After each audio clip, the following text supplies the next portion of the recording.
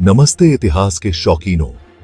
आज हम दुनिया की सबसे मशहूर और रहस्यमयी पेंटिंग्स में से एक मोनालिसा के बारे में जानेंगे। महान लियोनार्डो दा विंची की बनाई ये कृति सदियों से विद्वानों और कला प्रेमियों को हैरान करती रही है।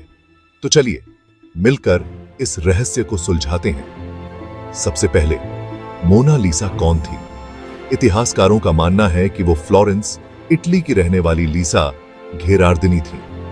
लेकिन लियोनार्डो ने उन्हें क्यों चुना?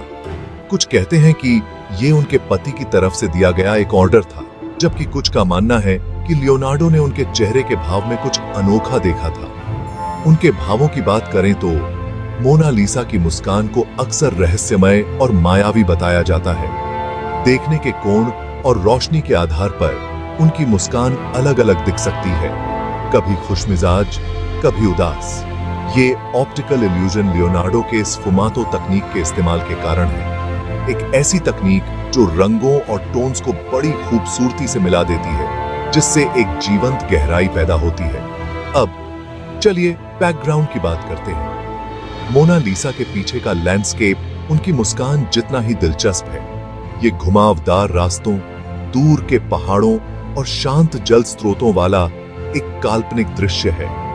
कुछ कला इतिहासकारों का मानना है कि यह प्रकृति के एक आदर्श रूप को दर्शाता है, जो मोनालिसा के यथार्थवादी चित्रण के बिल्कुल विपरीत है। लेकिन इस पेंटिंग के सफर के बारे में क्या? मोनालिसा का इतिहास लगभग खुद इस कलाकृति जितना ही नाटकीय है। इसे एक इतालवी मजदूर ने लूव्र से चुरा लिया था, क्योंकि उसका मानना था कि यह पेंटिंग इटली वापस लौटनी चाहिए।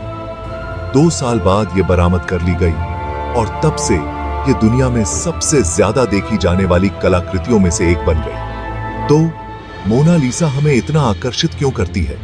शायद ये लियोनार्डो की उत्कृष्ट तकनीकों, रहस्यमयी विषय और पेंटिंग के इतिहास का मिश्रण है, या शायद ये उसकी आंखों का वो अंदाज है जो आपको अपने पीछे खींचती हुई उसकी दुनिया में ले जाती है।